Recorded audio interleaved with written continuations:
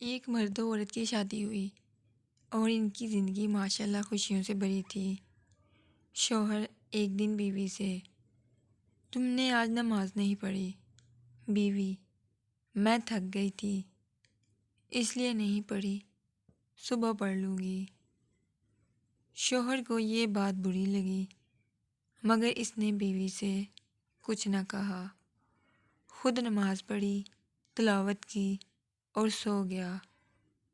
شوہر دوسرے دن بیوی کے اٹھنے سے پہلے ہی نماز پڑھ کر دفتر کے لیے نکل گیا۔ بیوی اٹھی، شوہر کو نہ پا کر بہت پریشان ہوئی کہ اس سے پہلے ایسا کبھی نہیں ہوا۔ پریشانی کے عالم میں شوہر کو فون کیا لیکن کال اٹینڈ نہیں ہوئی، بار بار کال کی مگر جواب نہ آیا۔ بیوی کی پریشانی بڑھتی ہی جا رہی تھی۔ کچھ گھنٹے بعد کال کی تو شوہر نے اٹینڈ کی۔ بیوی نے ایک سانس میں نہ جانے کتنے سوال کر دیے: کہاں تھے آپ؟ کتنی کالز کی میں نے، جواب نہیں دے سکتے تھے؟ پتہ ہے یہ وقت مجھ پہ کیسے گزرا؟ آپ کو ذرا خیال نہیں؟ کم سے کم بتا تو سکتے تھے۔ شوہر کی آواز اس کے کانوں میں پڑی۔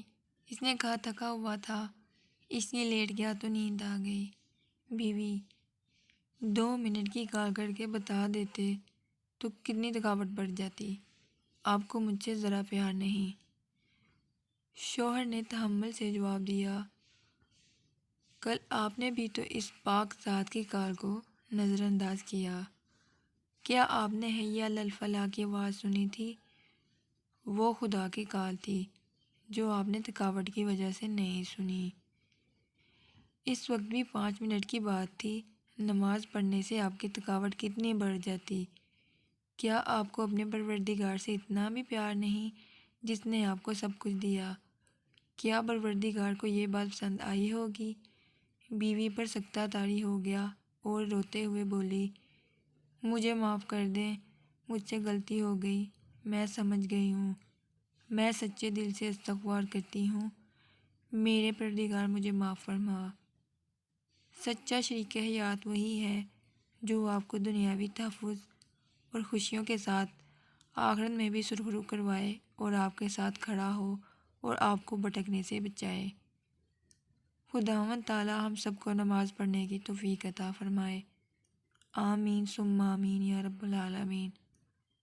اللہ تعالیٰ ہماری تمام غلطیوں کو معاف فرمائے اور اللہ تعالیٰ اس پیغام کو شیئر کرنے والوں پر اپنی رحمتیں نازل فرمائے۔